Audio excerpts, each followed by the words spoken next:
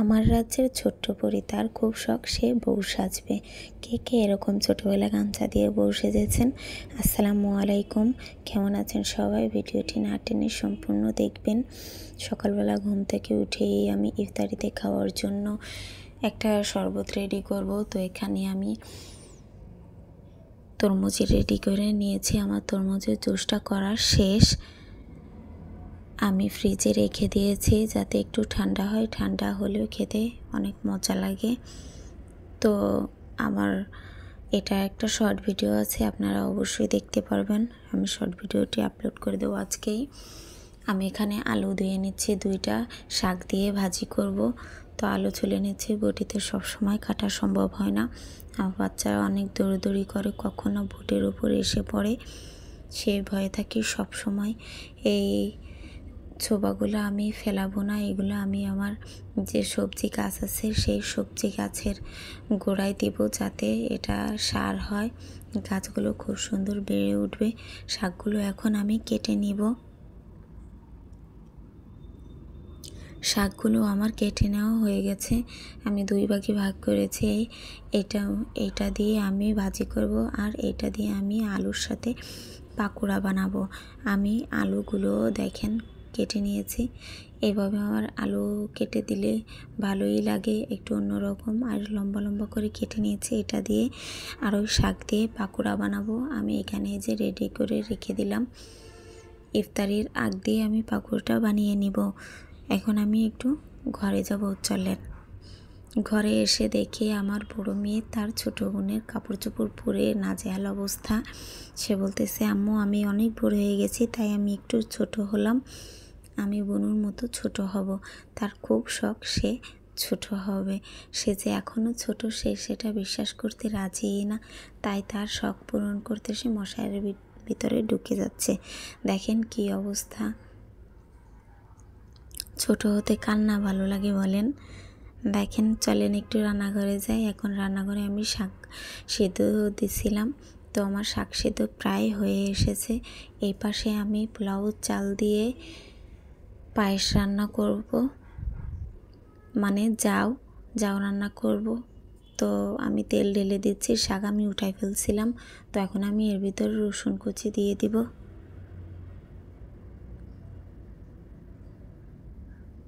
রসুন কুচি একটু ভেজে নেওয়ার পরে এর ভিতরে আমি মরিচ অ্যাড করে দিয়েছিলাম। এখন আমি পেঁয়াজ অ্যাড করে দিব। এরপরে একটু ভেজে নিব, 2 থেকে 3 মিনিটের মতো ভেজে এর ভিতরে আমি আলু দিয়ে দিব।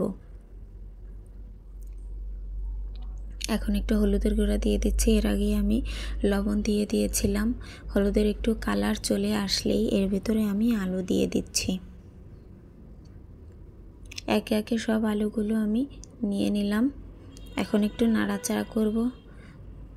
10 থেকে 15 মিনিট নাড়াচাড়া করলেই আলু ভাজা হয়ে যাবে। খুব আস্তে আস্তে আলু ভাজিটি করব। এপাশে অল্প একটু আদা ছুলে নিয়েছি আমি, টাইম কমের কারণে এটা আমি শিলপাটায় বেটে নেব। ওই পাশে আমি যে জাউ বসিয়ে দিয়েছি, সেই জাউয়ের ভেতরে আদা দিলে অন্যরকম একটা ঘ্রাণ আসে, খুব সুন্দর। এটা আমি হয়ে গেলে পরে বাগার দিয়ে নিব। দেখেন এই পাশে আমার আলু ভাজি করা হয়ে গেছে। এর ভিতরে আমি শাক সিদ্ধটি দিয়ে দিব। 2 থেকে 3 মিনিট নাড়াচাড়া করতে থাকলেই হয়ে যাবে। দেখেন কত সুন্দর হয়ে গেছে শাক ভাজি আলু দিয়ে। কে কে খেতে পছন্দ করেন এরকম? আমরা সবাই আলু দিয়ে খেতে পছন্দ করি। আমি মাছ ভিজিয়ে রাখছিলাম, সেই মাছটি ধুয়ে নেব। আমার মাছ ধুয়ে নেওয়া হয়ে গেছে। ওই পাশে আমি আদাও বেটে নিয়েছি। এখন আমি ফ্রাই প্যান বসিয়ে দিলাম। ফ্রাই প্যানের ভেতরে তেল দিয়ে দেব মাছ ভাজি করার জন্য। গরম হয়ে গেছে, এখন আমি মাছ দিয়ে দেব একে একে।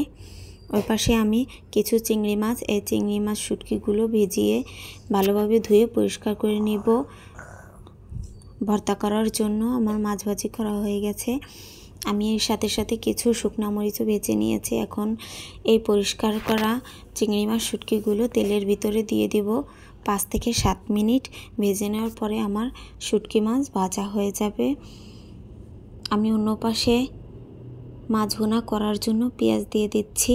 দেখেন শুটকিটা হয়ে গেছে, চিংড়ি মাছ ভাজি করা হয়ে গেছে। এই যে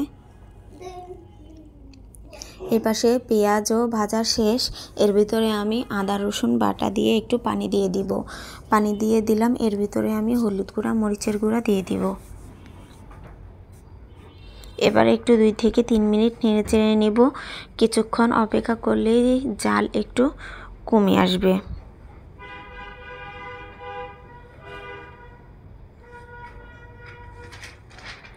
দেখেন পানিটা টেনে গেছে। এখন আমি এর ভিতরে মাছ দিয়ে দিব।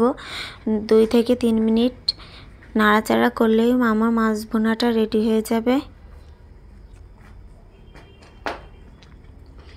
আমি রসুন মরিচ আর সেই চিংড়ি মাছ শুটকি নিয়েছি। এখন আমি শিলপাটায় ভর্তা করে নেব। দেখেন রান্না করতে আসলে কত কি থালাবাটি হয়। এগুলো আমি পরে পরিষ্কার করে নেব। আমি সাথে সাথেই পরিষ্কার করে নিই, তাহলে আমার এক্সট্রা কোনো ঝামেলা হয় না। কিন্তু আজকে আমি অনেক ঝামেলার কারণে আমার বাবু খুব বিরক্ত করছিল, এই কারণে আমি পারি নাই। আগে যে জাউটা দেখেছিলেন ওই জাউটা এখন আমি বাগার দিব। তো হালকা মেথি দিয়ে নিলাম, এরপরে একটু পেঁয়াজ ভেজে সেই জাউটা দিয়ে দিচ্ছি। এতে খুব সুন্দর একটা ঘ্রাণ আসে। অন্য কোথাও এই জাউটা খাই কিনা আমি জানি না, কিন্তু আমরা খাই। সারাদিন রোজা রেখে খেজুর খাওয়ার পরে যদি ভাজা পোড়া খাই তাহলে গ্যাসে অনেক সমস্যা করে। তাই প্রথমেই একটু জাউ খেয়ে নিই, তারপরে নামাজ পড়ে সব ধরনের খাবার একটু একটু খাই। কে কে এরকম ইফতারিতে খান অবশ্যই জানাবেন। আর দেখেন এই পাশে আমার মেয়ের কি অবস্থা। তো আসসালামু আলাইকুম, সবাই ভালো থাকেন। আল্লাহ।